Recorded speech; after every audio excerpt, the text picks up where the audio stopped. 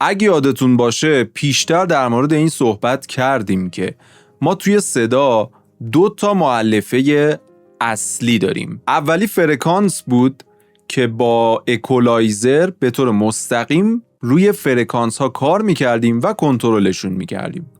مورد بعدی داینامیک بود که گفتیم با کمپرسور روی داینامیک های صدا کار میکنیم. پس 2 تا پلاگین اصلی داشتیم، اکولایزر و کمپرسور. در مورد اکولایزر کامل صحبت کردیم. امروز میخوایم بریم سراغ کمپرسور. چیه؟ چی کار میکنه؟ و چه زمانهایی ازش استفاده بکنیم و چطوری ازش استفاده بکنیم. این 3 تا سوالایی هستن که تو این ویدیو کامل بهشون میپردازیم و بعد از این ویدیو دیگه شما قراره که کمپرسور رو فوت آب باشید. اول از همه یه تشکر ویژه بکنم از همه کسایی که دارین این سری آموزش‌های میکس و مستر رو میبینید. دمتون گرم. من هیچ وقت انتظار ندارم از ویدیوهای تخصصی، حالا آهنگسازی، میکس و مستر، اینطور مسائل. یک پیش‌فرضی توی ذهنم دارم وقتی دارم ویدیو رو میذارم. میدونم که قرار نیست این ویدیو مثل خیلی دیگه از ویدیوها که بازدیدهای خیلی زیاد میگیرن این بگیره، چون میدونم دارم تو چه زمینه‌ای دارم چی کار میکنم. ولی نکته که وجود داره، زمان تماشای ویدیوها خیلی بالاست. یعنی خیلی خوشحالم که از اول تا آخر ویدیوها رو میشینید نگاه میکنید. میدونم حوصله زیادی میخواد چون من خیلی کامل توضیح میدم. واقعا کسایی که عاشق میکس و مستر هستید و میخواید که کامل یاد بگیرید دارید ویدیوها رو میبینید. من قشنگ مخاطبمو میشناسم، وگرنه ویدیوها 10 دقیقه‌ای، 9 دقیقه‌ای، 15 دقیقه‌ای از اینا توی اینترنت زیاده. منم نمیخوام که حالا دوباره بیام تکرار مکررات بکنم، همونا رو دوباره تولید بکنم. خلاصه دمتون گرم. حمایت که داره میشه از ویدیوها خیلی خوبه، مخصوصا این ویدیوهای میکس و مسترینگ. خوشحالم که براتون مفیده و اینو کامل دارم میگیرم از نظراتی که مینویسید. خب قبل از این که بریم سراغ کمپرسور، لازمه که شما بدونید داینامیک چیه. بعد اول بدونیم داینامیک چیه که بعد حالا با کمپرسور میخوایم روی این داینامیک کار بکنیم. ببینید خیلی ساده است. داینامیک یعنی اختلاف بین قسمت‌های بلند و قسمت‌های آروم صدا. یعنی من که دارم صحبت میکنم یه بخشایی از صدای من بلندتره، بعضی کلمات من بلندتره، بعضی کلمات من آرومتره، بعضی وقتا صدای من میاد پایینتر، صدای من میره بالاتر. این اختلاف بین قسمت‌های بلند و قسمت‌های آروم صدای من رو میگیم داینامیک. مثال بصریش هم بخوام براتون بزنم، توی همین ویو فرمی که ما توی صدا داریم، حالا اینجا وکال هر صدایی میتونه باشه. اگر دقت بکنید یه جاهایی صدای خواننده ما بلندتر میشه، مثل اینجا، مثل این قله، مثل اینجا. یه جای آرومتر میشه، مثلا اینجا که نفس گرفته، یا مثلا این بخش. ببینید اینجا رو آرومتر خونده، یا اینجا. به اینا میگیم داینامیک. حالا کمپرسور کارش چیه اینجا؟ ما با کمپرسور متناسب با هدفی که داریم میاییم این داینامیک های صدامون رو ویرایش میکنیم، یا اصطلاح بهتر و حرفه‌ای ترش کنترلشون میکنیم. این کاریه که کمپرسور انجام میده. وظیفه کمپرسور کنترل این داینامیک های. حالا منظورم از کنترل کردن داینامیک با کمپرسور چیه؟ ببینید من اینجا یک وکال دارم که اومدم 2 بار کمپرسش کردم، هر بار با یک تنظیمات متفاوت. یعنی این صدای اصلی من بوده و این صدای کمپرس شده من. این هم دوباره صدای کمپرس شده من با یک سری تنظیمات متفاوت. همینطور که میبینید من با کمپرسور اومدم این داینامیک ها رو متناسب با هدفی که داشتم کمپرس کردم.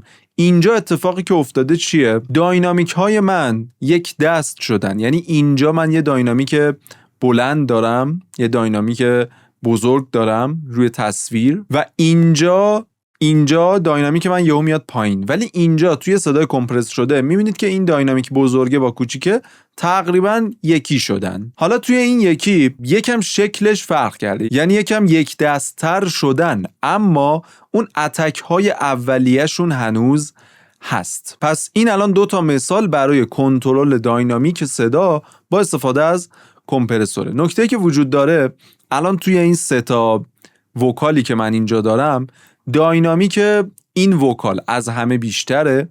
این داینامیکش از همه کمتره و این داینامیکش متوسطه. پس هر چقدر این بخش‌های بلند موزیک شما با بخش‌های موزیک یا صدا فرقی نمی‌کنه، با بخش‌های پایین موزیک شما یا آروم موزیک شما فاصلش بیشتر بشه، یعنی شما داینامیک بیشتری دارید. هر چقدر کمتر بشه یعنی شما داینامیک کمتری دارید. حالا بریم سراغ این که با کمپرسور کار بکنیم، ببینیم اصلا چطوری باید با کمپرسور کار بکنیم. من ترجیحم برای کمپرسور، برای آموزش، کمپرسور فاب فیلتره. اگه یادتون باشه توی اون قسمت اول این سری آموزشا که شروع کردیم من یه سری پلاگین براتون معرفی کردم، بهتون معرفی کردم که پلاگین های فاب فیلتر توشون بود. گفتم پلاگین های فاب فیلتر خیلی سبکن، خیلی بهینن، محیط کاربری فوق‌العاده ساده‌ای دارن، در عین حال هر چیزی هم که نیاز دارید رو توی همون محیط ساده به شما میدن. توی کمپرسور هم پیشنهاد من به شما کمپرسور فاب فیلتره. باز اشتباه نکنید که کیفیت خروجی و صدای فاب فیلتر از بقیه کمپرسورها متفاوته. نه، محیط کاربری و امکاناتی که به ما میده خیلی خیلی خوبه. اگر با FL کار میکنید کمپرسور فرویتی لیمیتر خود FL استودیو هم خیلی خوبه. من خودم خیلی وقتا از اون استفاده میکنم. البته اینا هم بگم که ما همیشه از یک کمپرسور یا همیشه از یک اکولایزر استفاده نمی کنیم. یکم که حرفه‌ای‌تر میشید، میرید جلوتر، تشخیص میدید که مثلا اینجا من روی این صدا میخوام از این کمپرسور استفاده بکنم یا مثلا اینجا روی این صدا از این کمپرسور. این چیزی که من پیشنهاد میدم یک چیزیه که معمولا بیشترین استفاده رو از این کمپرسور خودم دارم، به شما هم همینو پیشنهاد میکنم. خب من اگر بخوام المان‌های اصلی که توی هر کمپرسوری وجود داره و شما باهاش درگیر هستید رو به شما بگم، به ترتیب اولویت ترشهولد، ریشیو، اتک، ریلیز و نی. این 5 تا المان مهمترین المان هایی هستن که شما توی تنظیمات کمپرسورتون باید تنظیم بکنید. گزینه‌های دیگه‌ای هم داریم، اینها ممکنه متغیر باشن. یعنی مثلا من توی فاب فیلتر رنج دارم، لوک هد دارم، هولد دارم. ممکنه توی یک کمپرسور دیگه یک سری گزینه‌های دیگه داشته باشم، به جاش مثلا رنج رو نداشته باشم. اینا کارهاییه که دیگه شرکت‌های مختلف روی پلاگیناشون انجام میدن. یا مثلا اینجا من یک استایل دارم. البته یک المان دیگه هم هست که اینجا فراموش کردم بگم، اونم گین خروجی. حالا اینجا نوشته وت گین، ممکنه توی یک کمپرسور دیگه نوشته باشه میک آپ گین یا اوتپوت. حالا اوتپوت، اینجا اوتپوت هم داریم، یکم داستانش متفاوته، جلوتر بهتون میگم. این هم یکی از المان‌های مهمه که ما تو کمپرسور حتما باید تنظیم بکنیم. از اول اگر شروع بکنیم ترشهولد رو داریم. من این ریشیو رو میبندم چون میخوایم در مورد ترشهولد صحبت بکنیم. ترشهولد چی میگه؟ ما با ترشهولد تنظیم میکنیم که صدای ما اگر از چه دسیبلی عبور کرد، یعنی صداش از چه دسیبلی که عبور کرد، پلاگین ما وارد عمل بشه، یعنی کمپرسور شروع بکنه به کار کردن. یعنی چی؟ مثلا روی این میتر دقت بکنید. مثلا من میگم صدای من هر وقت از منفی 6 دسیبل رفت بالاتر کمپرسور کار بکنه. تا قبل از 6 دسیبل کمپرسور انگار که خاموشه، اصلا هیچ کاری نمیکنه، انگار که خاموشه در اصل که فعاله. یعنی اگر من این ترشهولد رو کلا ببندم انگار که کمپرسور من کلا خاموشه، کلا وارد کار نمیشه، کلا کار نمیکنه. حالا این ترشهولد رو شما ممکنه توی پلاگین های دیگه هم ببینید. توی همه‌شون کارش همینه.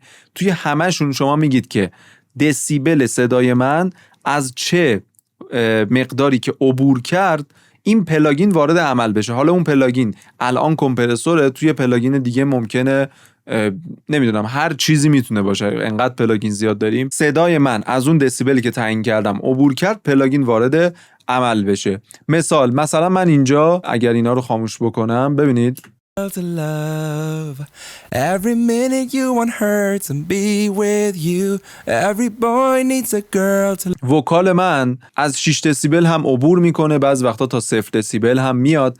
اگر من ترشهولدمو بذارم رو منفی 6 دسیبل، کمپرسور من از منفی 6 دسیبل که صدا عبور میکنه فعال میشه، شروع میکنه به کار کردن. حالا من میذارم روی همین منفی 6 دسیبل به عنوان مثال، یا نه بذاریم روی منفی 9 دسیبل که یه کمی کارش بیشتر باشه، بیشتر کار بکنه. خب ما الان ترشهولدمون رو تنظیم کردیم، یعنی جاهایی که خواننده من داره آروم میخونه زیر 9 دسیبل صداش کمپرسور کاری نداره. به محض که از 9 دسیبل عبور میکنه کمپرسور وارد عمل میشه. حالا الان اگر پلی بکنم To love. Every minute you want her to be with you. Every boy needs با این که من ترشهولدم رو تنظیم کردم باز هم کمپرسور کار نمیکنه. چرا کار نمیکنه؟ به این دلیل که من به کمپرسور نگفتم که وقتی از 9 دسیبل عبور کرد، از منفی 9 دسیبل عبور کرد چی کار کن با صدا. الان کمپرسور وقتی از منفی 9 دسیبل عبور میکنه صدا هیچ کار نمیکنه، وای میسته نگاه میکنه. من هنوز بهش نگفتم چی کار کن. ریشیو اینو تعیین میکنه. ریشیو میگه خب هر داینامیکی که از منفی 9 دسیبل اینجا عبور کرد من چقدر کمپرسش بکنم. چون من ریشیوم کلن باز بود الان کمپرسور هیچ کاری نمیکرد. اگر ریشیومو یک کم ببندم مثلا اینجا بذارم، ببینید این یه قوسی برداشت. to love. Every minute you want her to be with you. Every boy needs a girl. ببینید الان دیگه کمپرسور من داره کار میکنه چون ترشهولد رو بهش دادم، ریشیو رو هم بهش دادم. یه نکته خیلی ریز بگم، خیلی مهم نیست ولی برای که ویدیو آموزشمون کامل باشه من اینو میگم. تو ریشیو که میاد تنظیم بکنید نمیشه مثلا 2:2.5 مثلا نسبت به 1 یا 3 نسبت به 1. این یعنی چی؟ این نسبت خیلی ساده. یعنی مثلا اگر از این ترشهولد من یعنی از منفی 9 دسیبل 2 دیبی رد بشه و من اینو گذاشته باشم مثلا روی 2 نسبت به 1 یعنی 2 دسیبل اگر رد بشه 2 دسیبل عبور بکنه 1 دسیبلش رو کمپرسور کنترل میکنه میاره پایین و 1 دسیبل میمونه صدای من. اوکی؟ تناسبه. حالا اگر اینو بذارم روی 4 مثلا 4 نسبت به 1 اگر 4 دسیبل از 9 عبور بکنه یعنی بشه منفی 5 دسیبل صدای من، از این 4 دسیبل باز دوباره 1 دسیبل میمونه چون من ریشیومو بردم بالاتر گذاشتم روی 4. 1/4 میمونه. اگر ریشیو من الان 2 می بود دوباره 4 دسیبل عبور میکرد باز نسبت 2:1 نصف میشد. 2 دسیبل رو کمپرسور برای من کنترل میکرد می آورد پایین، 2 دسیبل میموند. اوکی؟ یعنی نسبت تناسبه دیگه. ولی خیلی حالا درگیر این قضیه ها عدد و ارقام نشید، فقط گفتم که بدونید این یعنی چی. شما اینو تنظیم کنید و گوش کنید. گوش شما مهمه، اصلا این عدده رو هیچکی نمیبینه. پس این ترشهولد و ریشیو. حالا الان که ما ترشهولد و ریشیو رو دیدیم چی کار میکنن و دیدیم کمپرسور چی کار میکنه، یک اصطلاحی داریم، یک میتری داریم ما توی کمپرس کردن به اسم گین ریداکشن که خیلی خیلی میتر مهمیه توی کمپرس کردن. گین ریداکشن چیه؟ گین ریداکشن من اول خیلی خلاصه بهتون میگم بعد الان بهتون تصویری نشون میدم. یعنی این که صدای ما چقدر داره توسط کمپرسور کمپرس میشه. مثال اینجا ببینید این قرمزا گین ریداکشن. من اگر ترشهولدمو یکم بیارم پایین‌تر ببینید to love. Every minute you want her to be with you. الان گین ریداکشن من تقریبا تا منفی 12 دسیبل میاد. یعنی کمپرسور من بعضی جا داره تا منفی 12 دسیبل صدای وکال من رو میاره پایین، ولومش رو. به این میگیم گین ریداکشن. به همین راحتی هر چقدر شما بیشتر کمپرس میکنید کمپرسور گین ریداکشنش میره بالاتر، بیشتر صدا رو میاره پایین تو بخش‌های مختلف صداتون. ناب بعدی که اینجا داریم اتکه. اتک کارش چیه؟ ببینید حالا من اینو ترجیح میدم روی کیک به شما توضیح بدم که قشنگ ببینید چی کار میکنه. ولی کار اتک اینه که میگه کمپرسور چه زمانی وارد عمل بشه. ببینید چه زمانی، از روی محور افقی به دسیبل صدا ما کار نداریم. اون ترشهولد بود که میگفت صدای ما از فلان دسیبل که حالا من منفی 9 رو در نظر گرفتم، از منفی 9 دسیبل که عبور کرد وارد عمل باشه. حالا از منفی 9 دسیبل عبور کرد، اوکی، به محضی که عبور کرد، یعنی همون لحظه که عبور کرد، کمپرسور وارد عمل بشه یا نه؟ مثلا 10 میلی ثانیه صبر کنه بعد وارد عمل بشه. الان مثلا اتک من روی چنده؟ روی 25 دهم. الان من اینو بیام بذارم روی 10 میلی ثانیه. به محضی که صدای من از ترشهولد من، از مرزی که تو ترشهولد تعیین کردم عبور بکنه، 10 میلی ثانیه کمپرسور صبر میکنه و بعد کمپرس رو شروع میکنه. این باعث ایجاد اتک میشه. چرا؟ چون اون 10 میلی ثانیه اول رو کمپرس نمیکنه و ادامهش رو کمپرس میکنه. یعنی به جای اینکه اینطوری کمپرس بشه، این 10 میلی ثانیه اول وای میسه اینطوری کمپرس میشه. اوکی؟ حالا بیایم روی من کیکم یک مثال براتون بزنم. خب ما اومدیم روی کیک. ببینید من میام ریشیومو تا آخر باز میکنم برای اینکه میخوام مشهود باشه و کامل ببینید که اتک چه کاری انجام میده. ریشیومو تا آخر باز میکنم، نی رو کامل میبندم، جلوتر بهتون میگم نی چیه. الان من کیکمو که میزنم اتکو هم کامل میبندم. کیکو که میزنم ببینید به محضی که از این منفی 18 دسیبلی که من تعیین کردم عبور میکنه، کمپرسور وارد عمل میشه. این خط قرمز رو ببینید، همزمان با اینکه کیکو میزنم این هم کیکمو کمپرس میکنه. حالا اگر من این اتکو بیارم اینجا بذارم، ببینید یکم دیرتر شروع کرد به کار. یکم بیارم بالاتر، ببینید این اولش رو ول میکنه. اگه خیلی بازش بکنم کلا میاد اون آخرش رو یکم میگیره. این چون اول کیک منو بیخیال میشه باعث ایجاد اتک توی کیکم میشه. حالا من اینو اگر برای شما رکورد بکنم، ببینید الان من اتکمو کلا میبندم، یعنی به محضی که کیک من زده میشه کمپرسور کمپرسش بکنه. ببینید این اتک من کلا بسته. حالا بازش میکنم، میذارم مثلا روی 150 میلی ثانیه. ببینید حالا بیایم اینجا توی ادیسون، اتفاقی که افتاده چیه؟ این اتک من کلا بسته بود، این اتکمو باز کردم 150 میلی ثانیه. ببینید این اولش رو کمپرس نکرد، ادامهش رو کمپرس کرد. ولی اینجا چه اتفاقی افتاده؟ از همون اول کمپرس کرده. این تفاوتشه. این اتک بیشتری داره، مثل سوزن یه داینامیک بیشتری به من داده. ریلیز چیه؟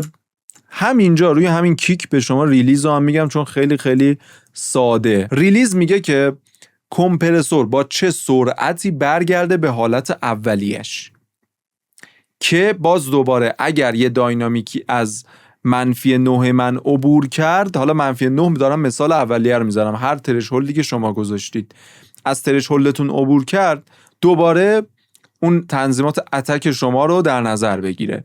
اگر ریلیز شما خیلی طولانی باشه، این کمپرسور تا بیاد برگرده به تنظیمات پیش‌فرضش، دوباره صدای شما از مرزی که روی ترشهولدتون تعیین کردید عبور میکنه و کمپرسور هنوز این صدا رو ادامه صدای قبلی میگیره، یعنی همون تنظیمات رو دوباره روش اعمال میکنه. ببینید مثال، من الان کیکمو میزنم، این خط قرمز رو ببینید چقدر آروم برگشت به حالت اول. حالا اگر من کیکم پشت سرم بکوبه، ببینید هنوز برنگشته به سر جاش، کیک بعدی میکوبه. این کمر کار کیک بعدی میکوبه. ولی اگر ریلیز رو من کامل ببندم، ببینید به محضی که کیک تموم میشه، آینش دوباره کمپرسور برمیگرده به حالت اولیه. خیلی سرعتش زیاده. ببینید اگر 2 تا کیک پشت سرم هم بیاد،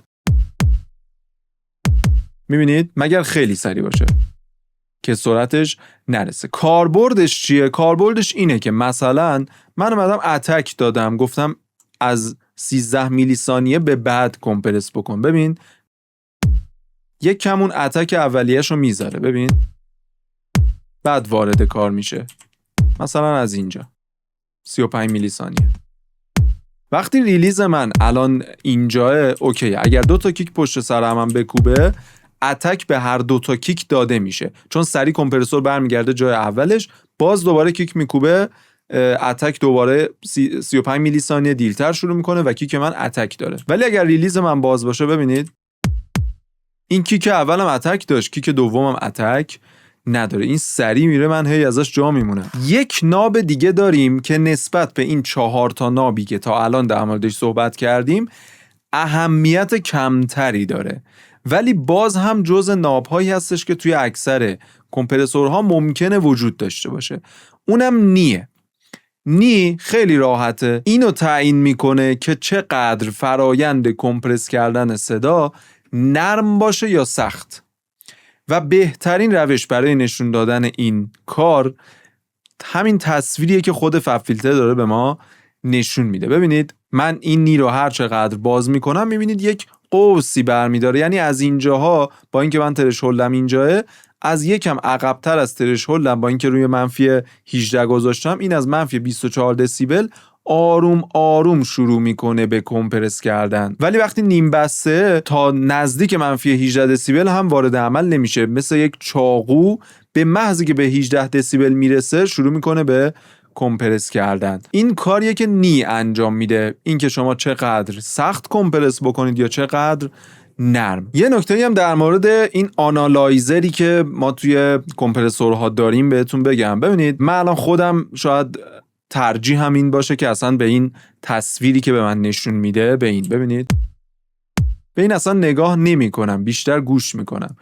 ولی یه نکته خیلی مهم توی این آنالایزر وجود داره. ببینید کلا حالا همه آنالایزرها، چه دارید اکولایز میکنید، چه دارید کمپرس میکنید، چه هر پلاگین دیگه ای، اگر شما تازه شروع کردید و مبتدی هستید حتما با آنالایزر کار بکنید، یعنی حتما نگاه بکنید، چون شما اون اول گوشاتون هنوز عادت نداره، فرکانس ها رو نمیشناسید، داینامیک رو نمیشناسید، تفاوت ها رو خیلی کم متوجه میشید، گوشتون حساسیتش کمه نسبت به صدا، یعنی دقت گوشتون هنوز پایینه. یعنی مثلا یه گوشی که دقتش بالاه 20 سال داره میکس و مستر میکنه، شاید تفاوت ترشهولدی که اینجا باشه با اینجا رو کامل متوجه بشه. ولی وقتی شما تازه شروع کردید به کار، اگر ترشهولد اینجا باشه یا اینجا، شاید هیچ تفاوتی متوجه نشید، گوشتون دقتش هنوز زیاد نیست. واسه همین به کمک دیدن شما کم کم این رو به گوشاتون میدید، یعنی همین نگاه کردن به فرکانس ها، نگاه کردن به داینامیک، هی باعث میشه ببینید که روی صدا داره چه اتفاقی میفته، روی این داینامیک داره چه اتفاقی میفته، و همین باعث میشه کم کم گوشاتون هم تیز بشه، گوشاتون هم هی این توی ذهنتون بشینه و دقت گوشتون هم بره بالا. حالا بعدن که حرفه‌ای تر شدید، چند سال که کار کردید، این چیزی نیستش که با تمرین باشه، با تجربه است. چند سال که کار کردید کم کم میتونید این آنالایزر رو از توی پلاگیناتون حذف بکنید و فقط بشه گوش. قطعا نتیجه خیلی بهتره، چون شما فقط با گوشتون دارید تصمیم میگیرید و اون تصویره روی انتخاب شما تأثیری نمیذاره. حتی الان هم با اینکه نگاه میکنید هدفی نباشه که اونجا یه شیپی برای خودتون درست بکنید، نه، با گوشتون تصمیم بگیرید ولی ببینید داره چه اتفاقی میفته. همین المان ها رو توی پلاگین ها بهتر یاد میگیرید، هم کم کم گوشتون هم دقتش میره بالاتر. حالا بعد از اینکه ما کمپرس کردیم صدامون رو، مثلا من دوباره برگردم روی همین وکالم، من الان صدامو اومدم کمپرس کردم، ترجیحم اینه که مثلا اتک ببندم، اتک نداشته باشه صدام. رو منفی 9 ترشهولدمو گذاشتم، ریشیومو روی حدود 5 گذاشتم و نیمم یکم بازه. الان صدای من کمپرس شده، ولی یه نکته‌ای وجود داره. ما وقتی صدامون رو کمپرس میکنیم ولوم صدامون یکم میاد پایین. چرا؟ چون داریم این داینامیک های بلندتر رو کمپرس میکنیم. مثلا من ترشهولدمو گذاشتم اینجا و از این مرز من که رد میشه اینها همه کمپرس میشه، یکم ولوم ما میاد پایین تر. الان اینجا دقت بکنید، من کمپرسور رو خاموش میکنم، روی این میترمون دقت بکنید. Every minute you want her to be with you. Every boy needs a girl to love. میبینید که بین 6 دسیبل تا 0 دسیبل هم حتی میرسه ولوم این وکالی که من اینجا دارم. حالا بعد از اینکه کمپرس کردم، حالا من اینو به جای منفی 9 روی منفی 12 میذارم که یکم بیشتر کمپرس بشه، متوجه منظورم بشید. ببینید Every minute you want her to be with you. Every boy needs a girl to love. میبینید که دیگه به 0 دسیبل که اصلا نمیرسه و حتی از 6 دسیبل هم عبور نمیکنه. کمپرسور من از منفی 12 دسیبل وارد کار میشه و تا منفی 6 دسیبل داینامیک ها رو با یه شیبی میاره پایین. خب من اینجا ولوم موزیکم، ولوم صدام یکم اومده پایین تر. اینجایی که ما میک آپ گین یا وت گین که اینجا داریم در واقع همون یه گینیه که به شما میده صدای خروجیتون رو بعد از کمپرس یکم بتونید افزایش بدید. یک کمی ولوم رو برگردونید به نسخه اصلی که بود، یعنی از اون ورژن اوریجینالی که داشتید خیلی دور نشید. من اینجا میتونم بیام 3 دسیبل افزایش بدم ولوم خروجیم رو که بعد از اینکه کمپرس شد یکم ولوم من اومد پایین، اون آسیبی که به ولوم صدا وارد شده اون دوباره بهش برگشت داده بشه. الان ببینید Every minute you want her to be with you. Every boy needs a girl to love. Anytime and anyway. صدای ورودی و خروجی من تقریبا یه دست شد، تقریبا مثل هم شدن، خیلی ولوماشون با هم تفاوتی نداره. حالا یه اوتوگین هم فاب فیلتر داره که خودش میاد اینو تشخیص میده، صدای خروجی شما رو هم اندازه صدای ورودی شما میکنه. این مهمترین ناب‌ها یا بهتر بگم مهمترین المان‌هایی بودش که شما توی کمپرسور همیشه باهاشون درگیر هستید، باید تنظیمشون بکنید و باید بتونید باهاشون کار بکنید. تا اینجا کاملا برای آموزش کمپرسور کافیه. حتی تو ویدیوهای قبلی که قدیمتر من برای کمپرسور آموزش داده بودم تا همینجا گفته بودم همیشه. ولی حالا برای اینکه من میدونم احتمال زیاد خیلیاتون از همین پلاگین فاب فیلتر، کمپرسور فاب فیلتر استفاده میکنید، این چند تا گزینه مازادی هم که توی فاب فیلتر گذاشته شده، رنج، لوک هد و هولد رو هم یک توضیح خیلی خلاصه بهتون میدم برای کسایی که حالا دوست دارید شاید لازمتون بشه. بریم اول سراغ رنج. رنج کاری که میکنه میاد یک محدودیتی برای ریشیو میذاره، برای کمپرسور در واقع میذاره. یعنی میگه که خب آقا مثلا صدای شما از منفی 9 دسیبل که عبور کرد، بیشتر از 3 دسیبل دیگه من اجازه نمیدم کمپرس بشه. اگر این کلن بسته باشه یا کلن باز باشه، کلن باز باشه دیگه، کلن کاری نداره. هر چقدر که صدا بیشتر بشه ریشیو تا هر چقدر بتونه بهش اجازه دادیم کمپرس میکنه. اوکی، شاید منفی 10 دسیبل هم کمپرس بکنه. ولی رنج میاد یه لیمیتی میذاره، میگه آقا مثلا من اینجا میذارم مثلا روی منفی 3 دسیبل. اوکی، الان این گین ریداکشنی که قبل تر براتون گفتم دیگه از 3 دسیبل بیشتر نمیشه، یا منفی 6 دسیبل بذارم که یکم مشهودتر باشه. ریشیو هم تا آخر باز میکنم، ببینید To love. Every minute you want her to be with you. Every حتی اگر ترشولد رو خیلی هم بیارم پایین، to love. Every minute you ببینید want her to be از منفی with 6 you. دسیبل دیگه عبور نمیکنه، چون من اومدم رنجش رو تعیین کردم. گفتم دیگه بیشتر از 6 دسیبل اینو گین ریداکشن نکن، دیگه بیشتر از 6 دسیبل کمپرس نکن. این در حالت عادیش تا آخر بازه که یعنی با توجه به ریشیو و ترشولدی که شما تعیین کردید، کمپرسور تا هر جا که بتونه کمپرس میکنه. مورد بعدی هولد. اول میرم سراغ هولد چون لوکت کلا یک داستان، یعنی اصلا ربطی به کمپرسور خیلی نداره. بریم سراغ هولد. ببینید هولد هم خیلی خیلی گزینه ساده یه. من اصلا چیزی لازم نیست بگم، کافیه شما روی تصویر ببینید. من اگر بیام روی کیک بهتر شما متوجه میشید. هولد رو تا آخر باز میکنم، ریلیز تا آخر بسته، اتک بسته، نی بسته، برای که قشنگ متوجه بشید. ببینید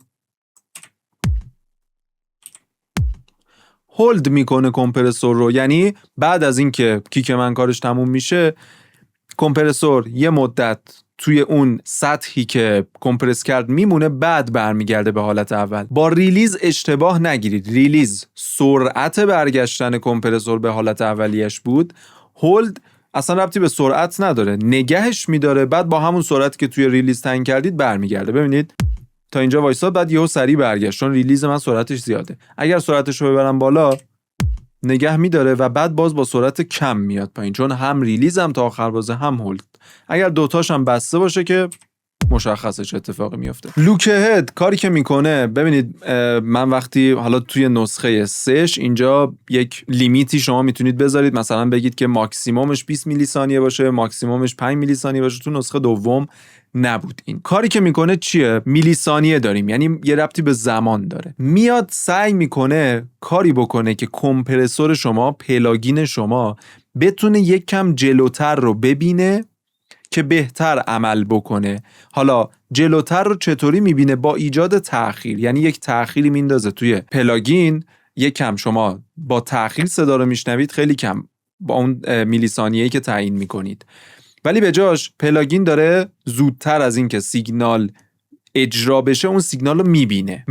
مثلا کیک من میکوبه، وقتی لوکت خاموشه به محضی که میکوبه شاید کمپرسور همون لحظه نرسه که اون قله اول کیک منو بگیره، همون به محضی که کیک میاد سری کمپرس بکنه، اوکی؟ چون یهو کیک میکوبه.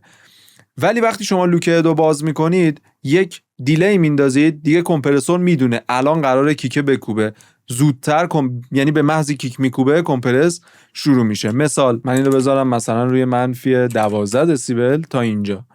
الان اگر کیک من بکوبه باید روی منفی 12 دسیبل کیک من وایسه، یعنی تا اینجا بیاد، چون من گذاشتم روی منفی 12، ولی نمیاد چون اون پیک اولیه‌اش جا میفته، کمپرسور اونو نمیتونه بگیره جلوشو. حالا من میام این لوکت رو میذارم مثلا روی 5 میلی ثانیه، باز میکنم تا آخر، ببینید یکم اوضاع بهتر شد. خب این هنوزم تا منفی 12 نمیاد، چون بعد بیایم روی مودش مثلا بذاریم روی 5، ببینید دیگه تا منفی 12 بیشتر نمیاد. ولی اگر اینو خاموش بکنم ببینید از 12 یک کم رد میشه. این کاریه که لوکت میکنه. من خودم خیلی ازش استفاده نمی کنم. گزینه‌های دیگه هم اینجا هست که مربوط میشه به پلاگین فاب فیلتر، خیلی مربوط به کمپرسور نمیشه. شما الان کار کردن با کمپرسور رو کامل بلدید. بعضیاش هم قبلا صحبت کردیم، مثلا اوور سامپلینگ رو من یه ویدیو قبلا گذاشتم در موردش توی همون دوره صوت دیجیتال که داشتیم، کامل یه ویدیو فقط در مورد اوور سامپلینگ بود. یا حتی سایچن اینا، من قدیم خیلی قدیم آموزش فاب فیلتر C2 رو گذاشته بودم، اینا رو یکم توضیحات دادم. حالا شاید در مورد پرو C3 هم یه آموزش بذارم، کلا اینها رو توضیح بدم که با این پلاگین هم بهتر یاد بگیرید کار بکنید. قسمت بعدی رو هم اینجا براتون میذارم، برای کسایی که دارید آموزش‌های میکس و مستر رو به ترتیب میبینید روش کلیک بکنید برید قسمت بعدی. باز هم دمتون گرم، لایک و کامنت و سابسکرایب یادتون نره. تا ویدیو بعدی مراقب خودتون باشید.